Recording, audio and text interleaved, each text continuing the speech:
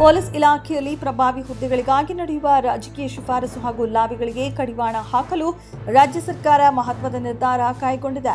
Police inspector ಮತ್ತು DYSP ಹುದ್ದೆಗಳ ವರ್ಗಾವಣೆ ನಿಯಮಾವಳಿಗಳನ್ನು ಗೃಹ ಇಲಾಖೆ ಪರಿಷ್ಕರಿಸಿದ್ದು, ಕಡ್ಡಾಯ 5 ವರ್ಷಗಳ ಕೂಲಿಂಗ್ ಆಫ್ ಅವಧಿ ನಿಯಮವನ್ನು ಜಾರಿಗೆ ತಂದಿದೆ.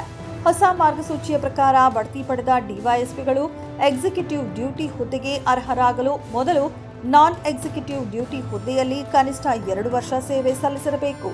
ಅದೇ ರೀತಿ ಬಡ್ತಿ ಪಡೆದ ಪೊಲೀಸ್ ಇನ್ಸ್ಪೆಕ್ಟರ್ಗಳು ಕೂಡ ನಾನ್ ಎಕ್ಸಿಕ್ಯೂಟಿವ್ ಡ್ಯೂಟಿ ಜವಾಬ್ದಾರಿಗಳಲ್ಲಿ 2 ವರ್ಷ ಹಾಗೂ ಪೂರ್ಣಗೊಳಿಸಿದ ಬಳಿಕವೇ ಎಕ್ಸಿಕ್ಯೂಟಿವ್ ಡ್ಯೂಟಿ ಹುದ್ದೆಗೆ ನೇಮಕವಾಗಲು ಅರ್ಹರಾಗುತ್ತಾರೆ.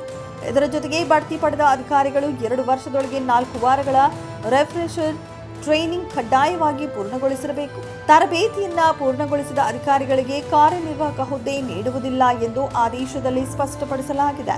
ಅಂತರ್ಘಟಕ ವರ್ಗಾವಣೆಗಳಿಗೂ ಸರ್ಕಾರ ಹೊಸ ನಿಯಮಗಳನ್ನು ಸಹ ಜಾರಿಗೆ ತಂದಿದೆ. ಪ್ರಮುಖ ಬದಲಾವಣೆ ಎಂದರೆ 5 ವರ್ಷದ ಕೂಲಿಂಗ್ ಪೀರಿಯಡ್.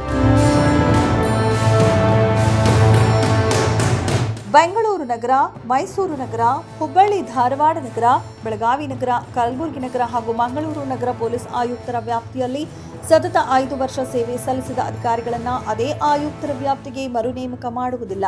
ಅವರು ಬೇರೆ ಘಟಕದಲ್ಲಿ 5 ವರ್ಷದ ಕೂಲಿಂಗ್ ಪೀರಿಯಡ್ ಪೂರ್ಣಗೊಳಿಸಿದ ಬಳಿಕವೇ ಅದೇ ಘಟಕಕ್ಕೆ ಮರು ವರ್ಗಾವಣೆಗೆ ಅರ್ಹರಾಗ್ತಾರೆ. ಆದರೆ ವಿಶೇಷ ಸಂದರ್ಭಗಳಲ್ಲಿ ಸಂಬಂಧಿತ ಪ್ರಾಧಿಕಾರದ ಅನುಮತಿಯೊಂದಿಗೆ ಈ ನಿಯಮವನ್ನು ಸಡಿಲಿಸಬಹುದಾಗಿದೆ.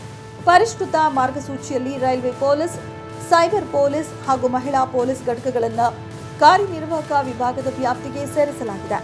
ಮತ್ತೊಂದೆಡೆ ಪ್ರಮುಖ ಇಲಾಖಾ ವಿಚಾರಗಳು, ಲೋಕಾಯುಕ್ತ ಪ್ರಕರಣ, ಕ್ರಿಮಿನಲ್ ತನಿಖೆ ಎದುರಿಸುತ್ತಿರುವ ಅಥವಾ ಪೊಲೀಸ್ ಎಸ್ಟಾಬ್ಲಿಷ್ಮೆಂಟ್ ಬೋರ್ಡ್ನಿಂದ ಅನರ್ಹರೆಂದು ಘೋಷಿಸಲ್ಪಟ್ಟಿರುವ ಡಿವೈಎಸ್ಪಿ ಹಾಗೂ ಪೊಲೀಸ್ ಇನ್ಸ್ಪೆಕ್ಟರ್ಗಳಿಗೆ ಕಾರ್ಯನಿರ್ವಾಹಕ ಹುದ್ದೆ ನೀಡಲಾಗುವುದಿಲ್ಲ ಎಂದು ಸರ್ಕಾರ ಸ್ಪಷ್ಟಪಡಿಸಿದೆ. ಈ ಹೊಸ ಮಾರ್ಗಸೂಚಿಗಳು ಪೊಲೀಸ್ ಇಲಾಖೆಯಲ್ಲಿ ಪಾರದರ್ಶಕತೆ, ಸಮತೋಲನ ಹಾಗೂ ಆಡಳಿತಾತ್ಮಕ ಕಾರ್ಯಕ್ಷಮತೆಯನ್ನ ಹೆಚ್ಚಿಸುವ ಉದ್ದೇಶದಿಂದ ಜಾರಿಗೊಳಿಸಲಾಗಿದೆ ಎಂದು ತಿಳಿದು ಬಂದಿದೆ.